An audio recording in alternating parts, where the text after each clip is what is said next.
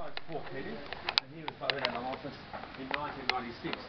And famously, he was called the Lizard of Oz by the press in London. It was when the Queen came over. You're not supposed to touch her, and so he famously, in Parliament, put his hand around her back and was photographed playing with her bra strap with his finger.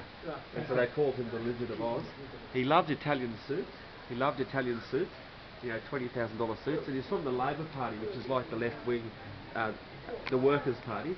And so I call him the most corrupt Prime Minister in Australia. When he left office, he was cleared by a judicial inquiry, but during office he bought a piggery in Indonesia for about $800, and when he left office he sold it for nearly $5 million.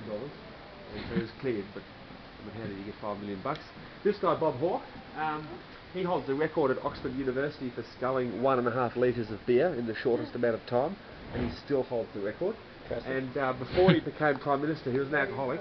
He was the leader of the unions in Australia, and then he famously gave up the grog, and when he was Prime Minister for 8 years, the press followed him everywhere to make sure he never had a drink. And he was a really good bloke, real larrikin. This guy, Martin Fraser, he's from the right of politics, would be, could be, from a wealthier sort of family. He did nothing really in politics, but the most famous thing I can remember him doing is after he finished being Prime Minister, he was found walking around Dallas, Texas, with no pants, and the prostitute that he was with, he refused to pay her, so she stole his clothes, and he was walking around a hotel in his underwear. And so that's Fraser. He's quite funny.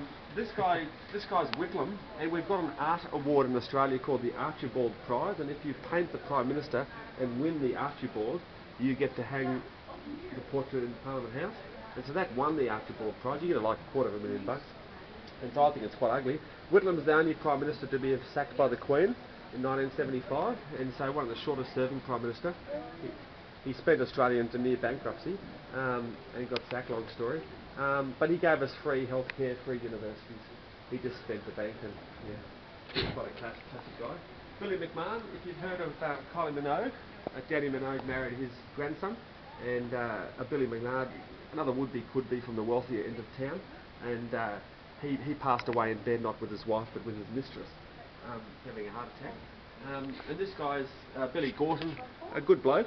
So we went past the Gorton building. During the Vietnam War, like President Ford in the States, is very political in Australia, and he stepped down, as did President Ford. He stepped down and let someone else solve Vietnam. He decided to step down as well, and so that's Billy Gorton.